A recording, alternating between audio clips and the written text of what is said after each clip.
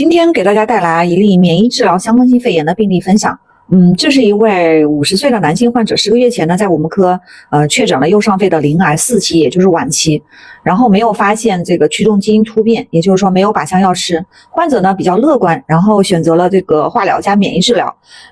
进行了5个疗程之后呢，基本上就处于一个部分的缓解的一个状态。之后呢，就一直粒粒单抗免疫治疗的维持。大家都知道这个多做 CT 的一个危害，所以8月5号在这个免疫治疗过程中的 CT 呢是这个样子的。右肺上叶的这个多发的这种斑片状的这个模糊影，还有局部的实变，然后右上肺门呢还有这个占位性的这个病变，中叶和下叶还都没有什么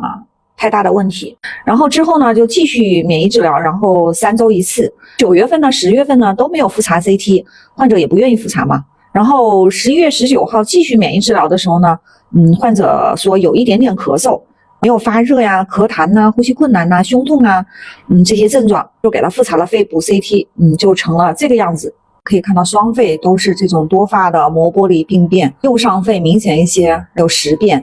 然后双肺都有，右上肺的实变更明显，这个范围比之前更大了，右上肺基本上实变完了，右中叶也是的，这种大片的实变，然后右下叶也是有大片的高密度影，局部有实变，然后我们看到左肺还有一些这种膜玻璃影，然后左下肺也是有一些实变的病灶，还有这种膜玻璃影。病人右肺基本上实变了，白了可能接近有40%左右吧，还是年轻扛得住右肺成这个样子了，他除了一点咳嗽的话，他没有别的症状，指脉氧合呢也还在一个正常的范围，赶紧查了这个血常规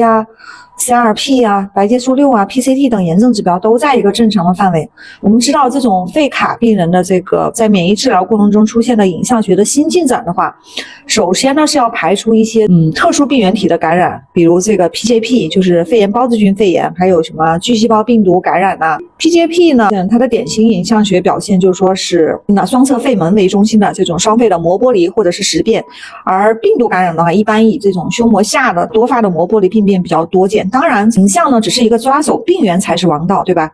这个病人所有炎症指标都不高，所以也要高度怀疑免疫治疗相关性肺炎的，也就是我们平时说的药物性的肺损伤。一般来说，药物性肺损伤的机制呢主要有2个，一个就是呢药物呢直接的损伤我们的肺泡上皮，导致这些渗出或者形成纤维化。第二个呢就是药物引起的这种过敏反应或者说是免疫反应，影像学表现呢是比较多样的，可以表现为间性的肺水肿，就是我们平时说的那种小叶间隔那种针出，对吧？也可以表现为间性的肺炎，各种影像就特点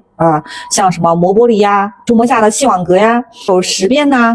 或者是或者纤维化等等，或者又是像那种过敏性的肺炎 HP 的那种，就是双肺的密度分布不均的那种膜玻璃改变。如果考虑这个药物性肺损伤的话呢，是要上激素的，当然前提呢还是尽量的把这个感染排除掉如果临床不能完全排除感染，也没有条件做气管镜，但是高度怀疑这个药物性肺损伤，我安全起见的话，也可以在这个广谱抗素的保护下呢上激素的。那这个病人做了气管肺泡灌血 NGS 结果出来呢，就是没有找到明显的这种致病微生物，所以就还是考虑是一个免疫相关性的肺炎，给予这个甲泼尼龙1毫克每公斤体重的这个静脉给上去。当然这个病人他按这个免疫相关性肺炎的话，你看他的氧合还可以，他有一点点轻微的症状，他一般来说那就属于一个2级。那这种情况的话，就是静脉的激素给上去，然后同时注意这个护胃补钙静脉激素治疗1周以后，我们复查 CT， 我们就可以看到这个右上肺的病灶都明显的吸收了，左肺也明显的好转，不管是中叶这个地方还是下叶这个地方都是明显好转的。那这个病人就更证实了，他就是一个，他对激素治疗有效嘛，就证实他就是一个免疫相关性的这种肺炎。病人就出院回家了。之后激素呢可能就是改成口服，然后酌情，然后慢慢减量。一般来说的话，免疫治疗相关性肺炎的话，治疗的疗程要大于6周。当然在这个治疗过程中，它是要密切随访的。如有不适，请先按就诊呐。